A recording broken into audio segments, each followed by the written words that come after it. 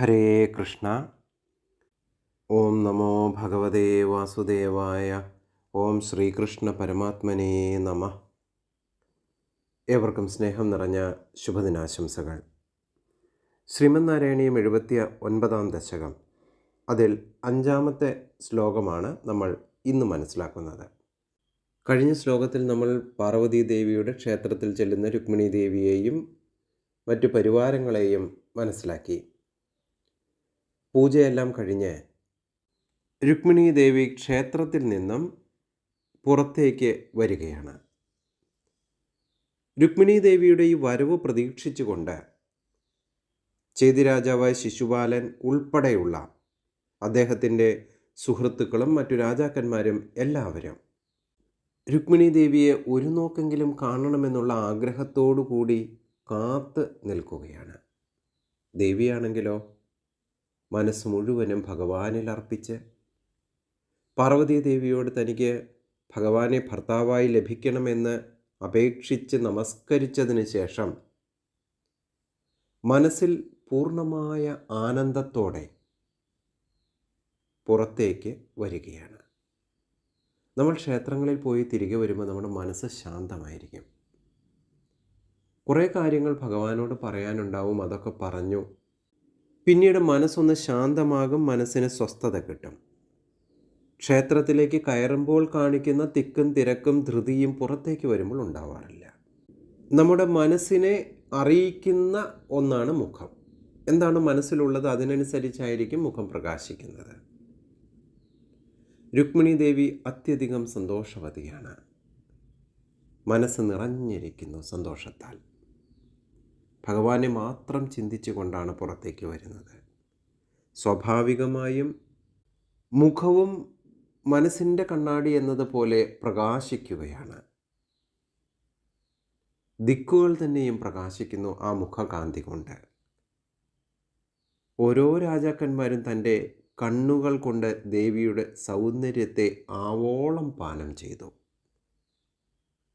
തൻ്റെ സുഹൃത്തിൻ്റെ വധുവാണെന്നൊന്നും ജരാസന്ധനോ മറ്റുള്ള രാജാക്കന്മാരോ ചിന്തിച്ചതേയില്ല. കാരണം അവരുടെ ഉള്ളിൽ ദേവിയോടുള്ള തീരാത്ത കാമവും പ്രേമവുമാണ്. അതുകൊണ്ട് തന്നെ ഇമ പോലും വെട്ടാതെ രുക്മിണീ ദേവിയുടെ ആകാരവും മുഖവും വരവും എല്ലാം അവർ ആവോളം പാനം ചെയ്തു. കാന്തി പ്രസരത്താൽ ദിക്കുകളെപ്പോലും പ്രകാശിപ്പിച്ചു കൊണ്ടിരിക്കുന്ന ദേവിയാകട്ടെ തൻ്റെ മനസ്സിൽ ഭഗവാനെ മാത്രം ചിന്തിച്ചുകൊണ്ടാണ് പുറത്തേക്ക് വരുന്നത്. പാർവതി ദേവിയുടെ പൂജ കഴിഞ്ഞ സമയത്ത് ബ്രാഹ്മണ പത്നിമാർ ദേവിയെ അനുഗ്രഹിച്ചു. എന്നിട്ട് ദേവിയോട് പറഞ്ഞു, ആരണനാരിമാരാശിയായ നേരം വീരനായുള്ളൊരു കാന്തനുമായി സന്താപം വേർവിട്ടു സന്തതിയുണ്ടായി സന്തതം വാഴ്ക നീ എന്നു ചൊന്നാർ. അവിടെ നിൽക്കുന്ന രാജാക്കന്മാരുടെ സ്ഥിതിവിശേഷം ചെറുശ്ശേരി വർണ്ണിച്ചിരിക്കുന്നത് അവർണ്ണനീയമാണ്. അതിമനോഹരമെന്നേ പറയേണ്ടതുള്ളൂ. ചെറുശ്ശേരി വിവരിക്കുന്നത് രുക്മിണി ദേവി ക്ഷേത്രത്തിൽ നിന്നും പുറത്തു വരുമ്പോൾ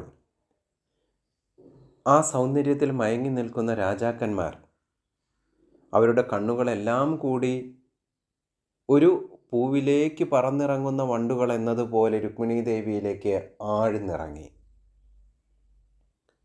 ആ കണ്ണുകളുടെ ഭാരത്താൽ രുക്മിണി ദേവിയുടെ നടത്തത്തിൻ്റെ വേഗത പോലും കുറഞ്ഞുപോയി.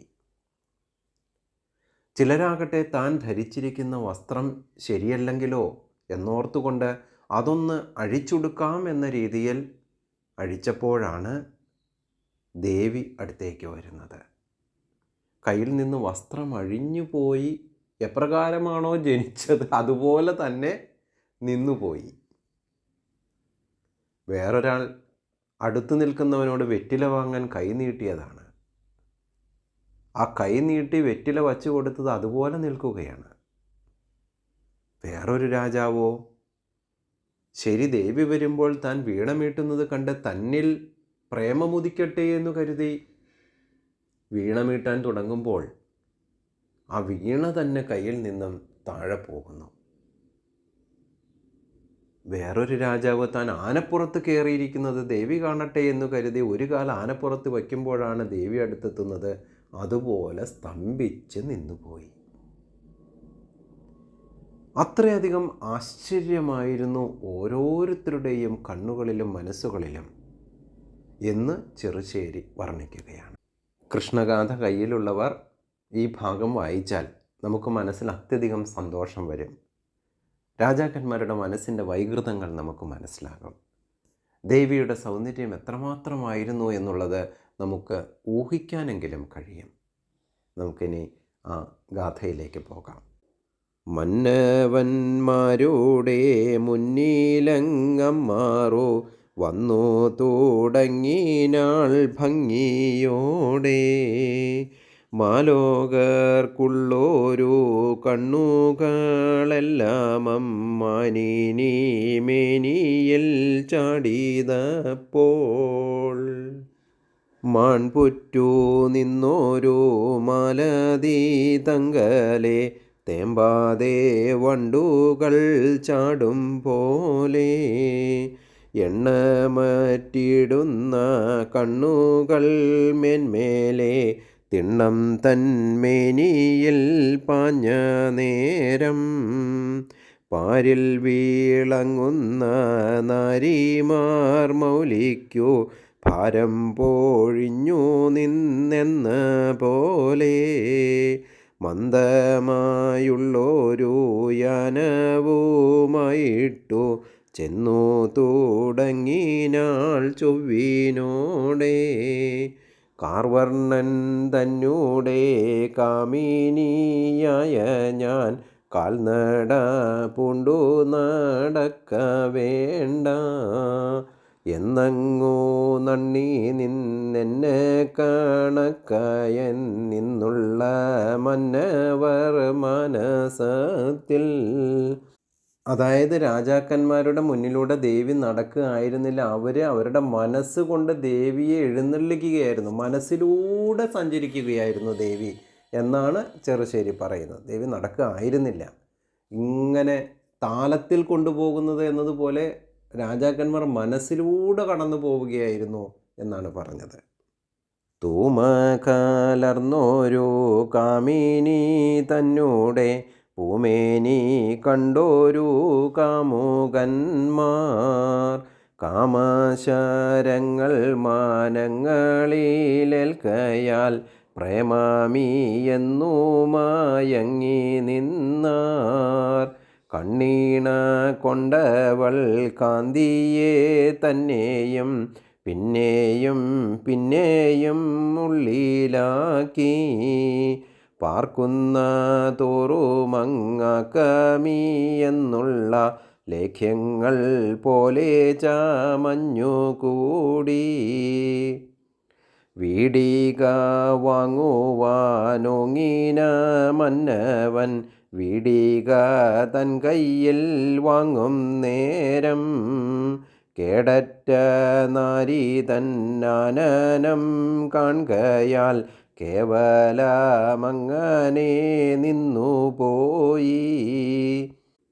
ചേല താൻ പൂണ്ടതോ ചൊവ്വില്ലായഞ്ഞിട്ടോ ചാലത്തോ നിന്നങ്ങു പൂൺമതീനായി. ചേലഞ്ഞെറിഞ്ഞു തുടങ്ങിന നേരത്തോ ബാലിക വന്നതു കാൺകയാലേ. കൈക്കൊണ്ടു നിന്നോരു ചേലയുമായിട്ടു മൈക്കണ്ണി തന്നെയും നോക്കി നോക്കി. ഇന്നു വിളങ്ങിനാൻ അന്യനായുള്ളൊരു മന്നവൻ പണ്ടു പിറന്ന പോലെ. വീണയും വായിച്ചു നിന്നോരു മന്നവൻ മാനിനി വന്നതു കണ്ട നേരം. വീണങ്ങു പോയോരു വീണയെ കാണാതെ കോണം കൊണ്ടോങ്ങിനാനങ്ങുമിങ്ങും. അമ്മാനായാടുന്ന മന്നവനന്നേരം പെൺമൗലി വന്നതു കണ്ട നേരം. നർത്തകൻ തന്നൂടെ യമാനായി വന്നു ഹസ്തങ്ങൾ തങ്ങളെ കൊലുകയാൽ പാടുവാനായിട്ടു വാവിളർന്നിടിനാൻ കേടറ്റു നിന്നോരു മന്നവൻ താൻ. ശരി, ദേവി വരുമ്പോൾ നന്നായി ഒന്ന് പാടിയേക്കാം, തന്നിൽ ആകർഷയായിക്കൊള്ളട്ടെ എന്ന് കരുതി ഒരാൾ പാടാൻ വായ തുറന്നതാ. അപ്പോഴാണ് ദേവി അടുത്ത് വന്നത്. പിന്നെ വാ പിളർന്ന് അങ്ങനെ നിന്നുപോയി. നീടുറ്റു നിന്നോരു നാരിയെ കാൺകയാൽ നീളത്തിൽ പാടുമാറായി വന്നു. ആനമേലേറുവാൻ കാൽകളാലൊന്നെടു ആന തന്മേനിയിലായ നേരം മാനിനി തന്നൂടെ ആനനം കണ്ടിട്ടു മാഴ്കി നിന്നിടിനാനവണ്ണമേ. ഇങ്ങനെ പോകുന്നു രസകരമായ ഈ സംഭവം. വായിച്ചാൽ നമുക്ക് ഓർത്തോർത്ത് ചിരിക്കാനുള്ളതുണ്ട്. അത്രമാത്രം ദേവി ആ രാജാക്കന്മാരെ ഭ്രമിപ്പിച്ചു എന്നാണ് ചെറുശ്ശേരി എഴുതുന്നത്. എന്നാൽ മറ്റു രാജാക്കന്മാർ ഇപ്രകാരം ആർത്തിയോടെ നോക്കുമ്പോൾ ഭഗവാനാണെങ്കിൽ നിശബ്ദനായി ഒരു മൂലയ്ക്ക് കഴുകനെ പോലെ രുക്മിണീ ദേവിയെ റാഞ്ചാൻ തയ്യാറായി നിൽക്കുകയാണ്. ഇതുവരെയാണ് ഈ ശ്ലോകത്തിൽ പറയുന്നത്. ഇനി നമുക്ക് ശ്ലോകത്തിൻ്റെ ഓരോ വാക്കുകളും അതിൻ്റെ അർത്ഥവും മനസ്സിലാക്കാം.